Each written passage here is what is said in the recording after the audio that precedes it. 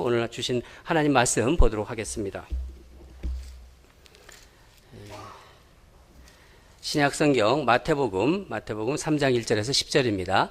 우리 한 절씩 교독하고 마지막 절은 함께 읽도록 하겠습니다.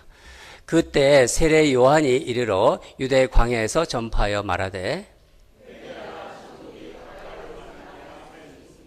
그는 선지자 이사야를 통하여 말씀하신 자라 일렀으되 광야에서 외치는 자의 소리가 있어 이르되 너희는 주의 길을 준비하라 그가 오실 길을 곧게 하라 하셨느니라.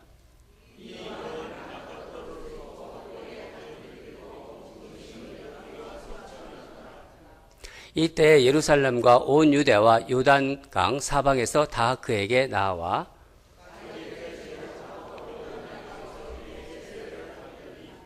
요한이 많은 바리새인들과 사두개인들이 세례 베푸는 대로 오는 것을 보고 이르되 독사의 자식들아 누가 너희를 가르쳐 임박한 진노를 피하라 하더냐. 속으로 아브라함이 우리 조상이라고 생각하지 말라. 내가 너희에게 이르노니 하나님이 능히 이 돌들로도 아브라함의 자손이 되게 하시니라. 이미 도끼가 나무 뿌리에 놓여 있으니 좋은 열매를 맺지 아니하는 나무마다 찍혀 불에 던져지니라. 아멘.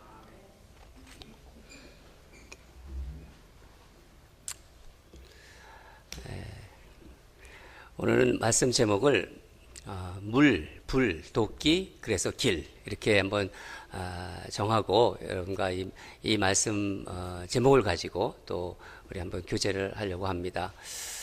말씀이 좀 특이한데 제목이 특이한데 우리 말씀을 들으면서 왜 물, 불, 도끼 그래서 길인지를 우리 지금 마음에 잘 한번 새겨보시기 바랍니다. 세례 요한은 특이한 설교자였어요. 세례 요한이 옷이 뭐냐면요 이 낙타 털을 옷을 입고 허리에 가죽띠를 띠고 또 메뚜기와 이제 음식은 메뚜기와 석청을 먹었다는데 그래서 특이한 게 아닙니다. 세례 요한은 또 이렇게 보통 예배당, 우리가 보통 예배당, 그때는 회당이라고 그랬죠. 회당에서 설교하지 않았습니다. 그리고 사람들이 많은 저작거리라고 그러죠. 보통 시장이라고 하는데 그 시장에서도 설교하지 않았어요. 좀 어디서 그럼 설교했을까요? 예, 광야에서 했습니다. 광야. 근데 광야에서 설교를 했다고 하는데 말씀을 전했는데 사람들이 왔을까요? 예, 광야로. 예배당이나 이런 무슨 회당으로 사람들이 보통 말씀을 들으러 나오는데 사람들이 잘 안 가는 광야에서 말씀을 전하는데 누가 왔을까요? 그게 사람들이 많이 모였을까요?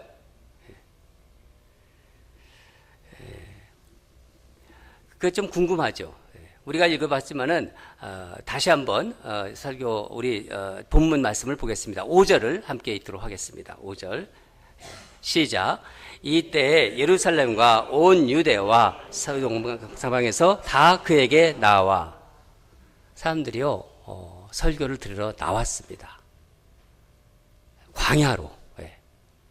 놀라운 일입니다.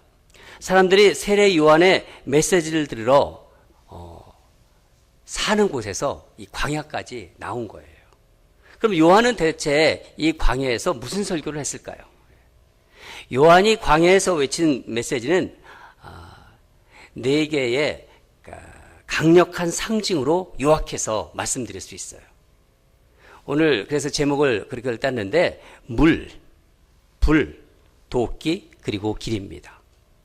우리 한번 이 네 개의 강력한 말인 이 네 가지를 한번 우리 따라서 한번 해보겠습니다. 물, 불, 도끼, 길. 예. 이 강력한 이미지로 요한은 무엇을 외치고 있는 것일까요? 다 같이 2절을 함께 읽도록 하겠습니다. 2절 시작. 회개하라 천국이 가까이 왔느니라 하였느니 회개를 외친 거예요. 회개하라. 요한은 이렇게 사람들이 듣기 좋게 이렇게 말하지 않았어요.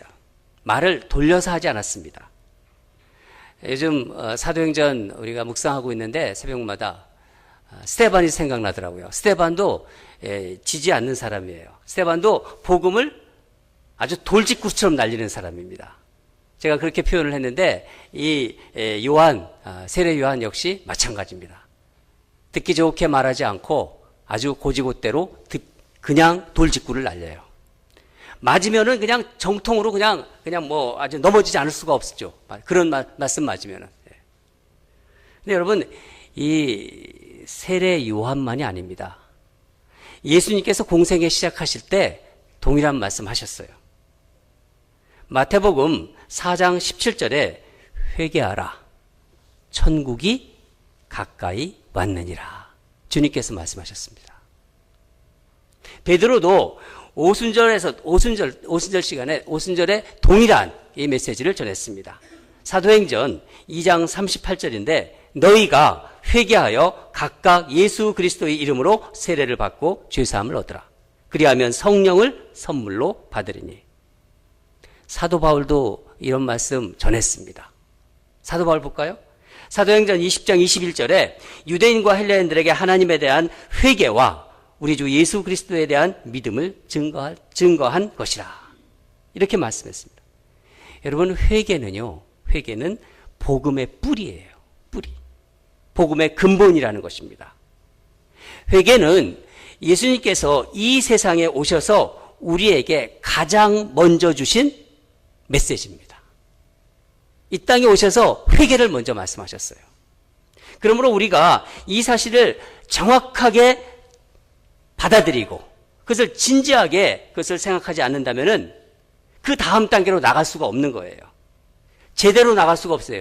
회개가 우리에게서 먼저 이루어져야지 그 다음 단계의 신앙의 진전이 이루어진다는 것입니다. 여러분, 그럼 여러분 회개가 무엇이라고 생각합니까? 많은 말씀을 들으셨지 않습니까?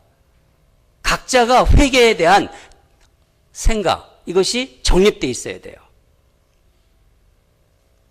무엇을 잘못했다는 마음, 어떤 안타까운 마음, 또 뭘 후회하는 마음, 이런 것들이 사실 다 회개와 관련된 느낌이겠죠.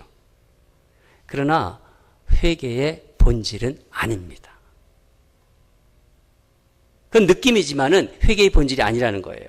회개라는 말의 원어를 찾아보면요, 헬라어로 메타노이가 바로 회개예요. 메타노이. 그리고 이것은 마음의 변화를 뜻하는 겁니다. 내 마음의 변화. 히브리어는 슌이라고 합니다. 슌. 이것은 사람들이 이렇게 가던 길이 있자면 내가 길을 가고 있어요. 그 길을 방향을 바꿔서 이제 돌이킨다는 의미입니다. 길을 가던 길을 방향을 바꿔서 돌이킨다. 이게 슌입니다. 그러니까 세례 요한이 외친 회개는 우리의 감정의 문제가 아니라는 거예요. 마음의 변화로 가던 길에서 돌이키는 행동의 변화를 말하는 거예요. 내가 가던 길에서 돌이키는 거예요. 마음의 변화로 인해서 행동까지 변화하고, 이렇게 될 때 그 회개는 열매를 맺게 되는 것입니다. 오늘 말씀에서 보면은, 오늘 본문에서 회개에 합당한 열매를 맺게 된다는 것입니다. 다시 말하면은 진정한 회개는 죄에서 돌이켜서 하나님께 하나님께로 방향을 돌리는 것이고, 그 마음과 삶이 변하는 거예요. 내 마음이 변하고 삶이 변하고, 그 바뀐 변화가 그때만 변화되는 것이 아니라 지속적으로 변화되는 거예요. 그것을 회개라고 합니다. 후회와 다르죠? 다 다릅니다. 마음만 바뀌는 게 아니라 행동까지의 변화, 그것도 지속적인 변화를 얘기하는 것입니다. 여러분, 회개 얘기를 하니까 좀 마음이 이렇게 이렇게 뭐 편한 게 아니라 좀 불편해지시죠? 안 편해지세요? 마음밭이 좋은 분입니다. 고개를 살살살 흔들어요. 불편하지 않다는 거예요. 사실은요, 회개 말씀을 전하는 그 설교자가 오히려 마음이 불편해요. 제가 제일 불편한 거예요. 제가 이 말씀을 받고서 계속 제 마음속에 어떤 말씀을 준비하는데 이런 마음이 드는 거예요. 너 사돈 낱말하지 마. 너 사돈 낱말하지 마. 너부터 바뀌면 다 변해. 막 그런 생각이 드는 거예요. 이런 생각이 제 마음속에서 계속 올라오니까 제가 이제 계속 이게 안 되겠다. 이제 기도를 하고 시작해야겠다. 물론 기도하고 시작했지만은 다시 기도를 했습니다. 제 마음속에 자꾸 이번에는 주일인데 또 날씨도 더운데 좀 이렇게 더워가지고 사람들 더 열받게 만들지 말고 좀 쿨한 설교를 해. 뭐 그런 마음이 계속 드는 거예요. 그래서 막 기도하는 중에 하나님께서 이게 누가 주시는 마음인가? 막 제가 이제 기도를 해봐서 알려고 막 했는데 근데 기도하는 중에 성령님께서 그래서 더 이 설교를 해야 된다는 마음을 더 주시더라고요. 확실하게. 그러니까 좀 전에 줬던 마음은 그는 성령님 주시는 마음이 아니에요. 인간적인 마음이고 어떤 사단이 주는 마음 같아요. 확신 있게 이 말씀을 전해야 한다는 감동도 주셨습니다. 여러분, 성령께서 저와 여러분에게 주시는 말씀입니다. 회개하라. 천국이 가까웠느니라. 여러분, 우리 회개합시다.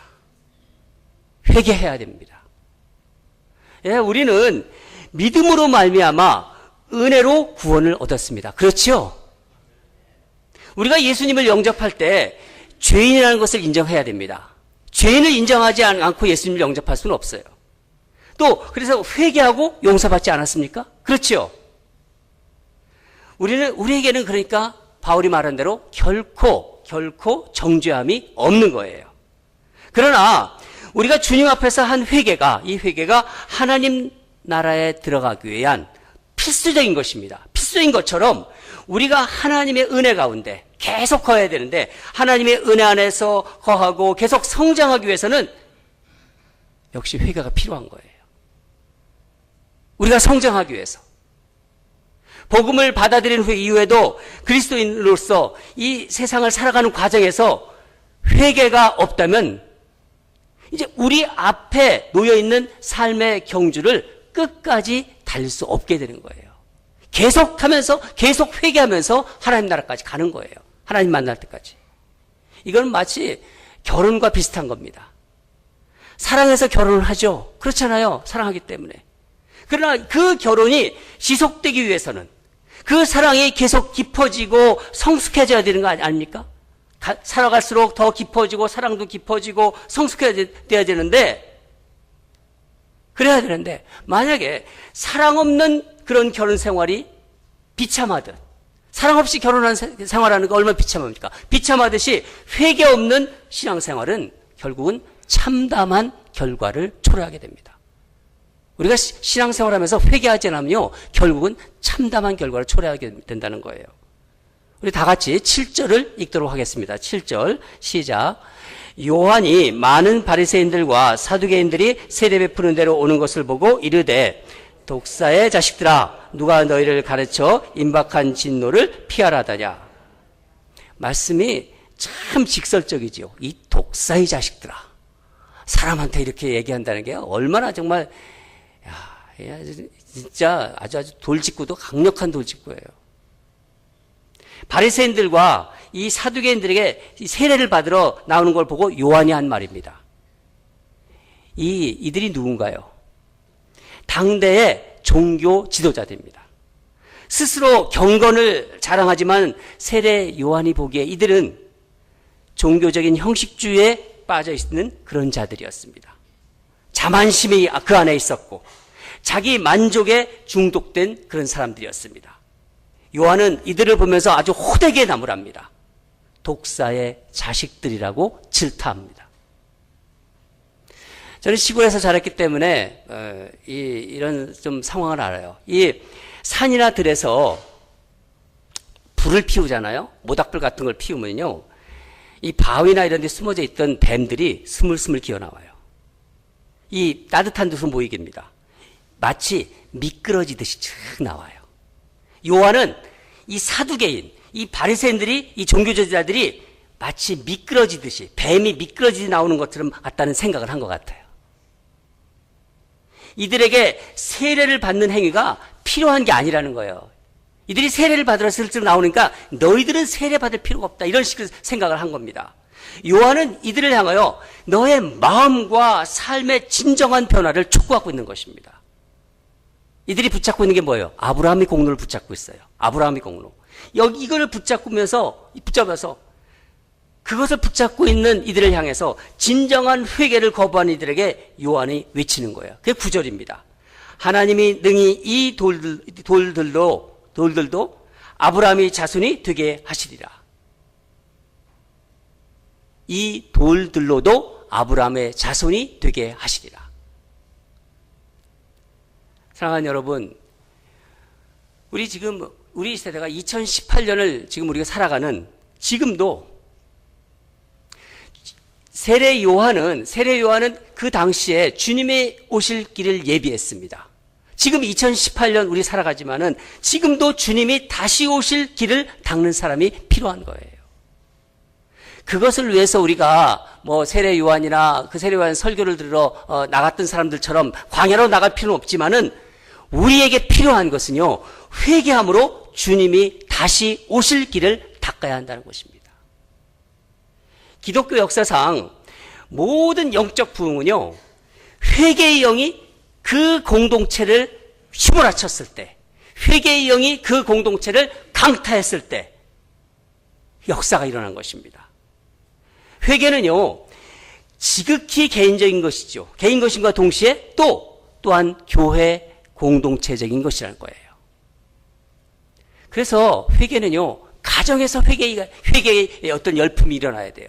또 다락방마다 회개의 어떤 그 분위기가, 회개가 일어나야 되고, 또 우리 교회가, 이 세대가 회개해야 되는 것입니다. 그러나 이 모든 것의 근본은 나 자신의 회개 없이는 불가하다는 것을 기억하시기 바랍니다. 내가 회개해야지 내 가정도 회개해야 되는 것이고, 공동체, 우리 다락방도 회개되는 것이고, 교회가 또 회개되고, 이 사회, 이 세대가 회개되는 것입니다. 회개한다는 것이죠. 여러분, 그렇다면 구체적으로 무엇을 회개해야 합니까? 오늘 회개에 대해서 말씀드리는데, 그럼 도대체 무엇을 회개하는 것인가? 오늘 말씀에 나와 있습니다. 요단강에서 세례를 받듯이 내가 물로 씻음을 받아야 하는 것이 무엇인지 우리 한번 생각해 보시기 바랍니다. 오늘 말씀을 들으면서 오늘 하나님께서 회개의 어떤 마음을 주시는데 내가 어떤 회개를 해야 할지를 한번 생각해 보라는 거예요. 예수님을 믿고 있지만 지금도 여전히 끊지 못하고 있는 것이 있습니까, 혹시? 내가 교회는 다니고 있지만은 세상에서 해던 버릇 그대로 지금 가지고 있는 거 있습니까?